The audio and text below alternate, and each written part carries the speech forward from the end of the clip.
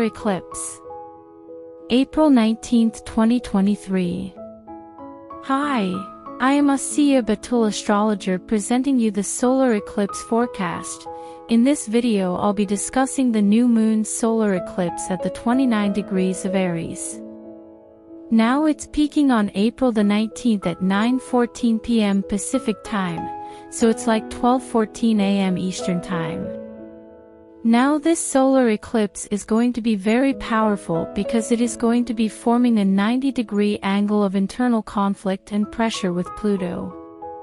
Now Pluto went into Aquarius at the end of March. I've been discussing it, all the astrologers have been discussing it, so for the first time in some 245 years approximately, now transformational Pluto is in the sign of Aquarius. This solar eclipse is going to be forming a major hard angle, really emphasizing all the big Plutonian changes. Now an eclipse is a darkening of the light, so it means it takes at least 30 to 60 days to start revealing all the ramifications that is being set into motion around the 19th of April, and many times an eclipse is just revealing things that have been hidden, been secretive, but now it's being impacted by Pluto. Pluto is the lord of the underworld. Pluto is about secrets, the darkness, and it's also the planetary energy of death and rebirth, endings and new beginnings, portending major changes. Jupiter is also going to be impacting this solar eclipse. Jupiter brings a lot of expansion. Now I want to look at, for those who were born around the 19th to 20th, and then I'm going to look at how this solar eclipse in general will impact all the 12 signs. But if you enjoy these kinds of videos and would like to see more of them, click like and subscribe, and don't forget to click on the notification bell so you can receive the latest postings. Alright, if you're born on the 19th, the 20th, or even a day or so before that, or a day or two after that, it means that near your birthday, the solar eclipse that will reoccur about every 19 years basically, means that within those next 3 to 6 months from mid-April 2023, you're coming to a major crossroads in life and you'll be compelled to take a new path. It will certainly indicate some major new beginnings, maybe a new career, a new job, a new relationship, a new home, but with the Pluto, certainly going to be these traumatic changes. Now this Jupiter is the planet of growth and expansiveness, and that Jupiter is at 23 degrees of Aries, so it's 6 degrees from the Sun and Moon, which are at 29 degrees, so it's close enough. But what the Jupiter is doing is expanding it, and Jupiter can represent the media, the publishing, the publicity, the marketing of what this eclipse is going to start to trigger, and with Pluto huge changes. This eclipse is going to be very significant at least until October, because eclipses repeat every 6 months.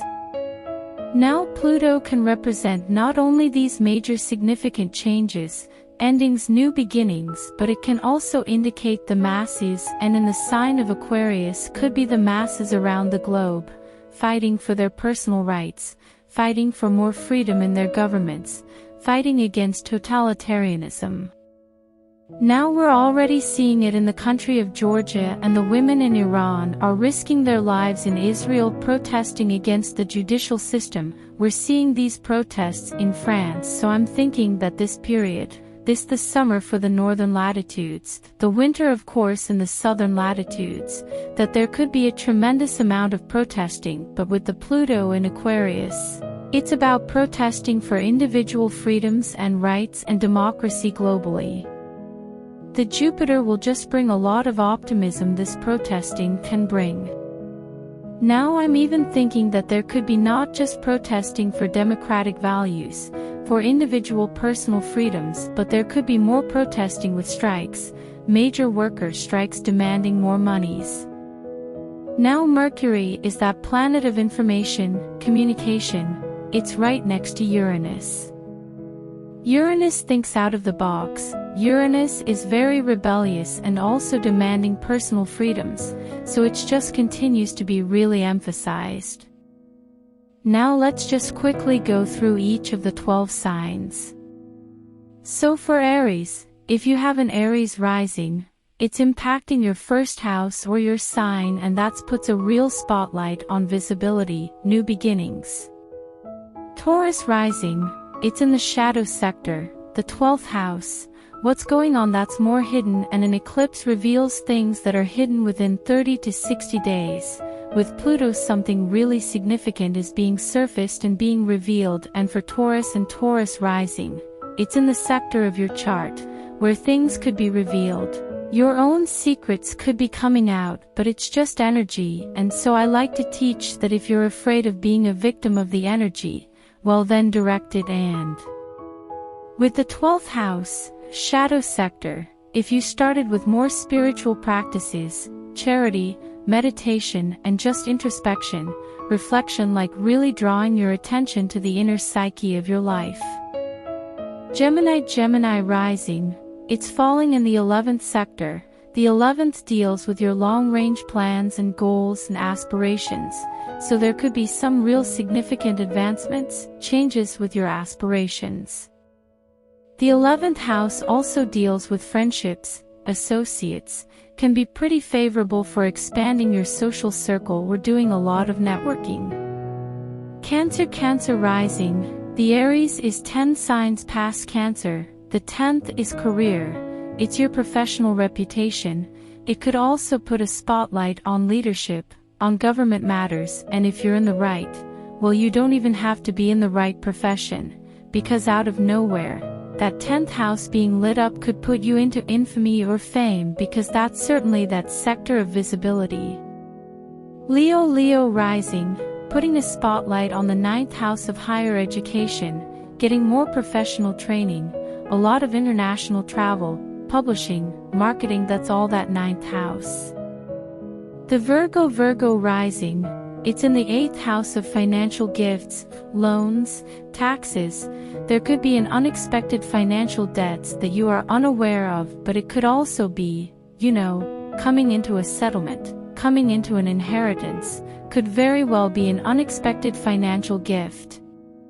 Libra rising, it's in the 7th house of marriage, partnerships, contracts, and so that eclipse is putting a real emphasis on what needs to be changed, what needs to be adjusted. Scorpio rising, it's dealing with your day-to-day job routine, but also the job of taking care of other people or the job of taking care of your own health, could put a real emphasis on a self-improvement, nutritional-wise, but also starting a new job, learning new job skills. Sagittarius rising, it's in the 5th house. The 5th house can be children. The 5th house could be giving birth to creative new projects. The 5th house in business is taking a risk, a gamble, so there might be some unexpected changes going on with your investment. Could be an unexpected pregnancy. Capricorn rising, the eclipse is in the 4th house of your living situation, of family. So over this, from right now, maybe over the next 6 months, a lot of Capricorns could be moving or starting to invest in property or remodeling or doing major reconstruction with the home, or there could be a significant family event, a wedding, a reunion. For Aquarius, it's in your 3rd house of sales, selling yourself, learning, writing new ideas. That 3rd house, you might be deciding to go back to school. For Pisces, it's falling in the 2nd house of income, and so there's a lot of adjustments and changes with your cash flow. The negative could be for a while losing a stream of income that you depend, but with the Jupiter connected with this solar eclipse, this could end up being a blessing ultimately, where you lose a job or you're realizing you've got to find a better job. You make the necessary changes, and then you could end up making more money. Another thought on how you can direct the energies, so you're not being swept away or being victimized by the energies, but you're being in more control and directing how this is playing out, is really basic things with Pluto. Let go of what's no longer working. You could start very small, clean out the closets, clean out the garage, the attic, go into your closet, If there's clothes that you haven't even worn in 2 years, maybe even 5 years, it's like get rid of it, let go of the past. This could also be, doing a lot of reflecting and soul searching, and with Pluto, that could mean psychology, astrology, the occult. So instead of being blindsided with what is going on, what it is, why do my life is all that upheaval is, just start with you directing the ship, the transformation in your own life. And like with Capricorns as an example, with that Pluto, then you don't have to be worried about losing your home or moving or major changes going on in the family. Just start thinking about cleaning out, remodeling. Maybe you can't afford a lot of remodeling or new furniture, just start painting the living room wall, freshen things up, just change the energies. So this solar eclipse is going to be very significant until at least October, and it's trying to let go what's no longer working, and that Pluto is endings and new beginnings. The Jupiter is bringing this luck and protection, but boy, this is going to be a ride. But that's also because Pluto went into Aquarius in March. Taskmaster Saturn went into Pisces for the first time in 30 years in March. Everything is changing, but if you're resisting change, if you're trying to ignore it, it's going to change you. This energy is wanting to change the world, and with that Pluto in Aquarius, there could be some real positive advancements over the coming years with technology, with medical breakthroughs, with that Pluto in Aquarius. So, I want to thank you for watching. Until next time, be safe and well. Do not forget to like and subscribe, as it helps me to grow my channel. Thank you.